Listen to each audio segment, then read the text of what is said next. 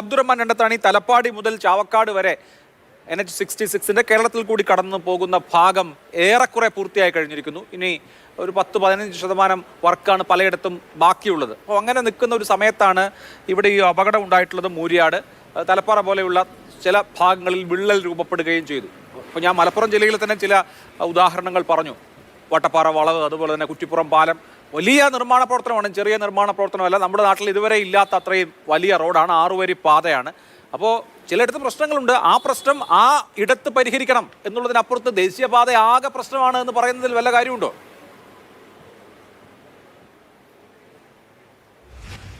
അല്ല, എൻ്റെ സുഹൃത്തു വസീഫ് ഇവിടെ കുറേ കാര്യങ്ങൾ പറഞ്ഞു.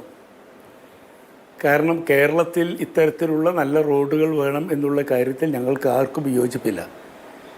ഞങ്ങളൊക്കെ അതിനോട് സഹകരിച്ചവരുമാണ്. അതുകൊണ്ടാണ് ഒരു പക്ഷേ ഇന്ത്യ രാജ്യത്ത് തന്നെ ആദ്യത്തെ എക്സ്പ്രസ് വേ എന്നുള്ള വീക്ഷണം കേരളത്തിൽ കൊണ്ടുവന്നത് ഡോക്ടർ MK മുനീർ പൊതുമരാമത്ത് മന്ത്രിയായിരിക്കുമ്പോഴാണ്. അത് 100 മീറ്റർ വീതിയിൽ, അതും ദേശീയപാത ഉപയോഗപ്പെടുത്താതെ 6000 കോടി രൂപ ചെലവിലാണ് നോർത്ത് സൗത്ത് എക്സ്പ്രസ് വേ എന്ന ആശയം കൊണ്ടുവന്നത്. അന്ന് ആശയത്തെ കൊണ്ടുവന്നപ്പോൾ അന്ന് ഇടതുപക്ഷത്തിൻ്റെ ഭാഗത്ത് നിന്ന് ഉയർന്നു വന്ന ചില കാര്യങ്ങൾ, ഒന്നിവിടുത്തെ പ്രകൃതിയുമായി ബന്ധപ്പെട്ടതാണ്. ഇവിടെ പ്രകൃതിയിൽ ഒരുപാട് സസ്യജാലങ്ങൾ നഷ്ടപ്പെട്ടു പോകും. അതോടൊപ്പം തന്നെ ഇവിടുത്തെ സാധാരണക്കാരായ മനുഷ്യർക്ക് അത് വളരെ ഭംഗിയോടുകൂടി പറഞ്ഞത്, ഗോപാലന് പശുവിന് അപ്പുറം കടത്താൻ കഴിയില്ല, പാൽക്കാരി പാറുവിൻ്റെ പശുവിനെ എങ്ങനെ കൊണ്ടുപോകും എന്നൊക്കെ വളരെ മനോഹരമായ ചോദ്യങ്ങൾ ഉന്നയിച്ച് അവരൊരു പാരിസ്ഥിതിക വിഷയം ഉയർത്തിക്കൊണ്ടുവന്നാണ് അന്ന് ആ വിഷയത്തെ പ്രതിരോധിച്ചത്. നിങ്ങൾക്കൊക്കെ അറിയാം, അന്ന് അത് ഉപേക്ഷിക്കേണ്ടി വന്നു. കാരണം അതിന് ആവശ്യമായ ധനം നൽകാമെന്നേറ്റ SBI പോലും ആ രംഗത്ത് നിന്ന് പിന്നെ അവസാനം പിന്മാറേണ്ടി വന്നു. അത്ര വലിയ പ്രക്ഷോഭമുണ്ടായി. അത് കഴിഞ്ഞ് ദേശീയപാതയുടെ സ്ഥലമെടുപ്പുമായി ബന്ധപ്പെട്ട വിഷയങ്ങളുണ്ടായി. ആ ബന്ധപ്പെട്ട വിഷയങ്ങളുണ്ടായപ്പോഴും ഒരടി മുന്നോട്ട് പോകാൻ അനുവദിച്ചിട്ടില്ല. എല്ലാവരും ഇപ്പോൾ പറയുന്നുണ്ടല്ലോ ഞങ്ങളത് ഇട്ടേച്ചു പോയി എന്ന്. നിങ്ങൾക്കറിയില്ലേ, PK കുഞ്ഞാലിക്കുട്ടിയെയും ഇബ്രാഹിം കുഞ്ഞിനെയും ലീഗ് ഓഫീസിൽ വരെ കയറി പ്രതിരോധിച്ചു. എന്താ പറഞ്ഞത്? ചുങ്കപ്പാത വേണ്ട, ചുങ്കപ്പാത ഞങ്ങൾ അംഗീകരിക്കില്ല. അതിന് മുമ്പിൽ നിന്നത് ഇടതുപക്ഷങ്ങളായിരുന്നില്ലേ? എല്ലായിടത്തും ഇടതുപക്ഷമായിരുന്നു. ചുങ്കപ്പാത വേണ്ട, സാധാരണ ജനങ്ങളും കൂടെ കൂടി. ഇപ്പോൾ ചുങ്കപ്പാതയല്ലേ? ചുങ്കപ്പാത തന്നെയാണല്ലോ, ഒരു മാറ്റവും വരുത്തിയിട്ടില്ലല്ലോ. എല്ലാവർക്കും അറിയാം. അന്ന് ഉയർത്തിയ മുദ്രാവാക്യം അതാണ്. അത് കഴിഞ്ഞ് പിന്നീട് അന്ന് തന്നെ പറഞ്ഞൊരു കാര്യമുണ്ട്. ഇബ്രാഹിം കുഞ്ഞ് അന്ന് വളരെ ശക്തമായി പറഞ്ഞൊരു കാര്യം. അത് ഇബ്രാഹിം കുഞ്ഞ് കമൽനാഥിന് കത്തെഴുതി. അദ്ദേഹം എഴുതിയ കത്തിൽ സൂചിപ്പിച്ച കാര്യം എന്താണ്? അങ്ങിവിടെ ഭൂമിയുടെ വില മാത്രം ഞങ്ങൾക്ക് തന്നാൽ പോരാ, ഭൂമിയുടെ വില മാത്രം ലഭിച്ചാൽ പോരാ, അതിനപ്പുറം ഇതുമൂലമുണ്ടാകുന്ന ഭൂ ഉടമകൾ മാത്രമല്ല ഒരുപാട് ആളുകൾക്ക് ഇതിൽ നഷ്ടപരിഹാരം നൽകേണ്ടതുണ്ട്. കാരണം നിലവിലുള്ള റോഡിനെ ആശ്രയിച്ച് ജീവിക്കുന്ന ഒരുപാട് ചെറുകിട വ്യാപാരികളുണ്ട്, സാധാരണ മനുഷ്യരുണ്ട്. ആ മനുഷ്യർക്കൊക്കെ ഈ വലിയ റോഡ് വരുമ്പോൾ, ഇരുഭാഗവും കൊട്ടിയടച്ച റോഡ് വരുമ്പോൾ അവർക്കുണ്ടാകുന്ന പ്രത്യാഘാതങ്ങളുണ്ട്. ആ പ്രത്യാഘാതങ്ങൾ കൂടിയുള്ള നഷ്ടപരിഹാരം ഞങ്ങൾക്ക് കിട്ടണമെന്ന് പറഞ്ഞ് കത്ത് എഴുതിയത് ആരും മറക്കരുത്. പക്ഷേ എവിടെയും സ്ഥലമെടുക്കാൻ അനുവദിക്കാത്ത വിധം ഇതൊരു രാഷ്ട്രീയ പ്രക്ഷോഭമാക്കി മാറ്റിയിട്ട് ഈ റോഡ് നടക്കരുത് എന്ന നിലപാട് ഞങ്ങൾക്ക് ഈ റോഡ് നമ്മുടെ വിഷയം അതല്ല എങ്കിൽ പോലും അന്ന് നടന്നത് രാഷ്ട്രീയ പ്രശ്നം എന്നുള്ളതിലുപരി ഇപ്പം നമ്മുടെ നാട്ടിൽ ഈ ഇതുപോലെയുള്ള വികസന പ്രവർത്തനങ്ങളൊക്കെ വരുമ്പോൾ പ്രാദേശിക തലത്തിൽ സമ്മർദ്ദം ഉണ്ടാവും. ലീഗ് ഓഫീസ്, കോഴിക്കോട്ടെ ലീഗ് ഹൗസിലേക്ക് തന്നെ വലിയ ജനക്കൂട്ടം മാർച്ച് ചെയ്തു. അതൊക്കെ CPM-ന്റെ മുൻകൈയിലോ അല്ലെങ്കിൽ രാഷ്ട്രീയ പാർട്ടികളുടെ മുൻകൈയിലോ അല്ല എന്നാണ് ഞാൻ അന്നത്തെ വാർത്തകൾ, അന്ന് നമ്മൾ അതുപോലെ വാർത്ത അവതരിപ്പിച്ചുകൊണ്ടിരിക്കുന്ന സമയമാണ് ഞാൻ മനസ്സിലാക്കുന്നത്.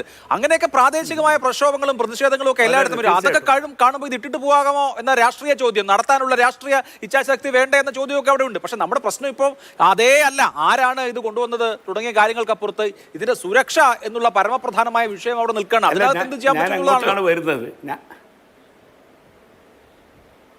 അഭിലാഷ്, ഞാൻ അങ്ങോട്ട് തന്നെയാണ് വരുന്നത്. ഞങ്ങൾക്ക് ആര് കുത്തിയാലും അരി വെളുക്കണം, അല്ലാതെ ആര് കുത്തുന്നു എന്നല്ല വിഷയം, അരി വെളുക്കണം എന്നതാണ്.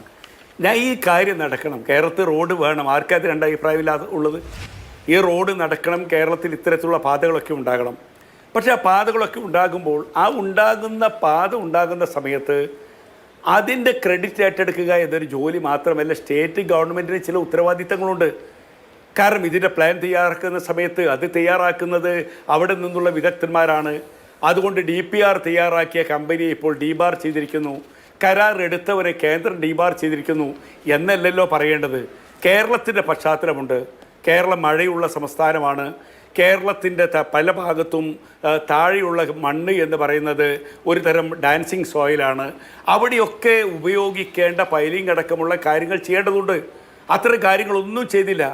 ഇപ്പോൾ തന്നെ നിങ്ങൾക്കറിയാം, ഈ കൂരിയാട് സ്ഥലം MLA കുഞ്ഞാലിക്കുട്ടി സാഹിബ് ബന്ധപ്പെട്ടവരെ കണ്ട് പറഞ്ഞതാണല്ലോ അവിടെ വൈഡക്റ്റ് വേണമെന്ന്. വൈഡക്റ്റ് അല്ലാതെ അവിടെ നിങ്ങൾ ചെയ്യരുത്, ആ വർക്ക് ചെയ്യുന്ന അപകടമാണ്. ഞാൻ മനസ്സിലാക്കുന്ന MK രാഘവൻ നേരിട്ട് കത്തെഴുതി ഒരുപാട് പ്രദേശങ്ങൾ വിഷയങ്ങൾ പറഞ്ഞുകൊണ്ട്. ഇതൊക്കെ ജനപ്രതിനിധികൾ പലതവണ ചൂണ്ടിക്കാണിച്ചതാണ്. ഈ ജനപ്രതിനിധികൾ ചൂണ്ടിക്കാണിച്ചപ്പോഴൊക്കെ നിഷേധാത്മക സമീപനമുണ്ടായി. എൻ്റെ നാട്ടിൽ പോലും എനിക്കറിയാം, രണ്ടത്താണിൽ ഒരു നഗരത്തിന് നടുവിലൂടെ ഒരു ചൈന വൻമതിയിൽ പോലും ഒരു മതിൽ അങ്ങ് കെട്ടി. ആ മതിൽ കെട്ടുന്നതിന് ഞങ്ങൾ കോടതിയിൽ പോകേണ്ടി വന്നു. പലതവണ ഇവരുടെ ഓഫീസുകൾ കയറി ഇറങ്ങി. ജനങ്ങൾ സമരമുഖത്ത് വന്നു. MP-മാർ MLA മാർ കത്ത് നൽകി. അവസാനം ഹൈക്കോടതിയിൽ ഞങ്ങൾ പോയപ്പോൾ ഹൈക്കോടതിയിൽ പ്രഗത്ഭരായ അഭിഭാഷകന്മാരെ വെച്ച് ഒരു ശത്രുവിനെ കാണുന്നത് പോലെ നാട്ടുകാരെ കേസിൽ തോൽപ്പിക്കാനാണ് ഇവർ ശ്രമിച്ചത്. കേസ് നടത്തിയിട്ട് അവർക്ക് അനുകൂലമായ വിധി സമ്പാദിച്ചു. ഞാൻ പറയുന്നത് ഇന്ന് ആ ജനങ്ങൾ ഭീതിയിലാണ്. കാരണം ഇവിടെ കൂരിയാട് ജനസാന്ദ്രതയുള്ള സ്ഥലമല്ല. പക്ഷേ ഒരു അങ്ങാടിക്ക് നടുവിലൂടെ ഇത് കടന്നു പോകുമ്പോൾ എന്തെങ്കിലും ഇതുപോലെയൊക്കെ സംഭവിച്ചാൽ അവിടെ ഉണ്ടാകുന്ന ദുരന്തം എന്താണ്? ഇവിടെ നിങ്ങൾ മനസ്സിലാക്കേണ്ടത് ഒരുപാട് പുഴകളുണ്ട്. ആ പുഴകളുടെ ഒക്കെ സ്രോതസ് നിൽക്കുന്ന സ്ഥലമാണ് ഈ കൂരിയാട്. ഈ കൂരിയാട് ഏത് വേനൽക്കാലത്ത് പോലും വെള്ളം കെട്ടി നിൽക്കുന്ന സ്ഥലമാണ്. അവിടെ ഇത്തരത്തിലുള്ള ഒരു പ്രവൃത്തിയല്ല വേണ്ടത് എന്ന് എല്ലാവർക്കും അറിയില്ലേ? എൻ്റെ നാട്ടിൽ മമ്മാലിപ്പടിയിൽ തോടുകളും പുഴകളും ഒക്കെ അടച്ചു കെട്ടിയത് കൊണ്ടാണ് ചെറുശോല ഭാഗത്ത് ഇപ്പോൾ റോഡ് തകർന്നുകൊണ്ടിരിക്കുന്നത്. കാരണം ഒരു പ്രദേശത്തെക്കുറിച്ച് ഭൂമിശാസ്ത്രപരമായി പഠിച്ചില്ല. അതോടൊപ്പം തന്നെ അവിടുത്തെ ജനങ്ങളുടെ സാഹചര്യങ്ങൾ മനസ്സിലാക്കിയില്ല. ഇത്തരം കാര്യങ്ങൾ അറിവുള്ള ആരോടെങ്കിലും ചോദിച്ച് മനസ്സിലാക്കുന്ന ഒരു പ്രക്രിയ പോലും ഉണ്ടായില്ല. ഇവർ വന്ന് എല്ലായിടത്തും ജനങ്ങളെ എതിർക്കുകയാണെങ്കിൽ പോലീസ് സ്റ്റേഷനിൽ വിളിച്ചു പറഞ്ഞ് പോലീസിനെ വിളിച്ച് അങ്ങനെയൊക്കെ കൊണ്ടുപോകുന്നൊരു അന്തരീക്ഷമുണ്ടായി. ഞങ്ങൾ പറയുന്നത് ഇത്തരത്തിലുള്ളതൊക്കെ നീതിപൂർവമാകണം. ഇങ്ങനെ അതുകൊണ്ടാണ് മിനിഞ്ഞാന്ന് നിങ്ങൾക്കറിയാം ET മുഹമ്മദ് ബഷീർ സാഹിബ് ഗഡ്കരിയെ കണ്ട് ഈ കാര്യം സൂചിപ്പിച്ചത്.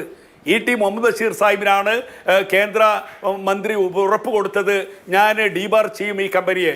ഇന്ന് ഡീബാർ ചെയ്തുകൊണ്ട് ഉത്തരവിറങ്ങി.